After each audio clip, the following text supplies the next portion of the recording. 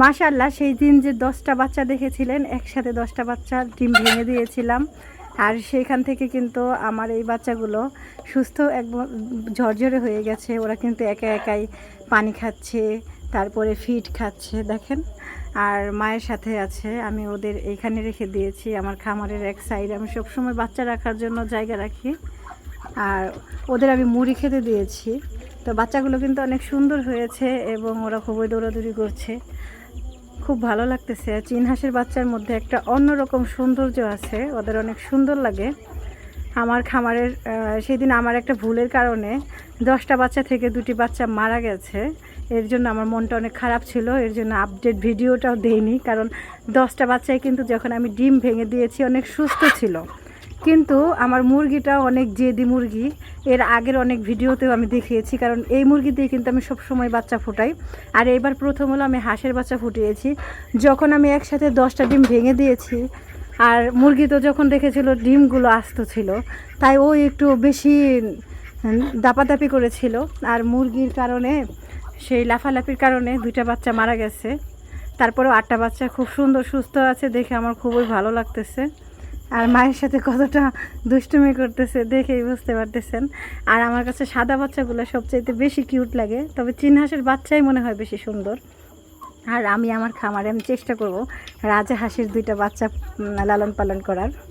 চীন হাঁসের বাচ্চা কিন্তু খুব দ্রুত বড় হয়ে যায়। আপনি যদি চীন হাঁসের বাচ্চা লালন পালন না করেন সেটা বুঝতেই পারবেন না। কারণ এই যে 2 দিনের বাচ্চাগুলো কতটা ঝরঝরে হয়ে গেছে, কিন্তু ডিম থেকে যখন বাচ্চাগুলো ভেঙেছিলাম একদমই ছোট ছিল, এবং কি পরের দিনও কিন্তু হাঁসের বাচ্চাগুলো মায়ের নিচে বাতের মধ্যেই ছিল, আর সেখানেও তাদের অনেক দুর্বল দেখা যাচ্ছিল। কিন্তু তার পরের দিনই মানে দ্বিতীয় দিন হাঁসের বাচ্চাগুলো খুবই অ্যাক্টিভ হয়ে যায় এবং ওরা দ্বিতীয় দিন থেকেই খাবার গ্রহণ করা শুরু করে। হাঁসের বাচ্চা জন্মানোর পরের দিন কিন্তু ওরা কিছু খাবে না, শুধুমাত্র মায়ের ওমে রাখতে হবে। আর তারপরে দ্বিতীয় দিন থেকে হাঁসের বাচ্চা ঠিক মতো খেয়ে নেবে। তো হাঁসের বাচ্চাকে কি খাওয়াবেন, অনেকেই চীন হাঁসের ছোট বাচ্চাকে কি খাওয়াবেন এটা নিয়ে অনেক চিন্তায় পড়ে যান। তো তাদের জন্য বলবো যে মুড়ি দিতে পারেন পানিতে ভিজিয়ে, আর গুঁড়া ফিড দিতে পারেন।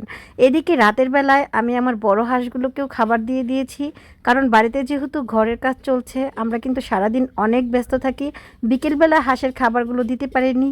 অন্যদিকে আমার এই হাঁসগুলো কিন্তু প্রতিদিন ডিম দিচ্ছে, তাই ওদের পর্যাপ্ত পরিমাণ খাবার দেওয়া দরকার। তাই রাতের বেলায় আমরা ওকে খাবার দিয়ে দিয়েছি, সবাই মিলে খাবার খাচ্ছে। আর এগুলো দেখেও ভালো লাগছে।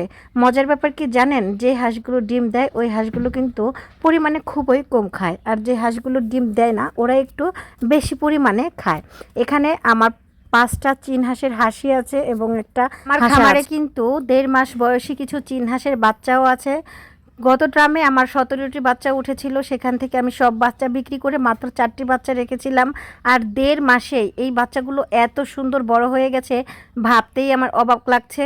এখন খুবই আফসোস লাগছে, আগে জানলে আমি একটি বাচ্চাও বিক্রি করতাম না। সাথে কিছু দেশি মুরগির বাচ্চাও আছে, ওদেরকেও রাতের বেলা খাবার দিয়ে দিয়েছি, ওরাও কিন্তু অনেক সুন্দরভাবে খাবার খাচ্ছে। আর ওদের যখন আমি খাবার দেই এই ব্যাপারগুলো দেখতে খুবই ভালো লাগে।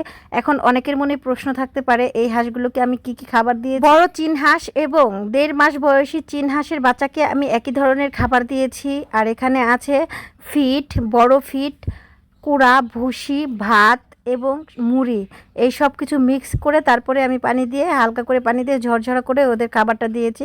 এটা কিন্তু খুবই হেলদি খাবার, আপনারা আপনার খামারের হাঁস মুরগির জন্য এটা ট্রাই করতে পারেন। আর আমার দেশি মুরগি যেগুলো আছে এগুলো আলাদা কোনো খাবার দিতে হয় না, এই খাবারেই ওদের হয়ে যায়।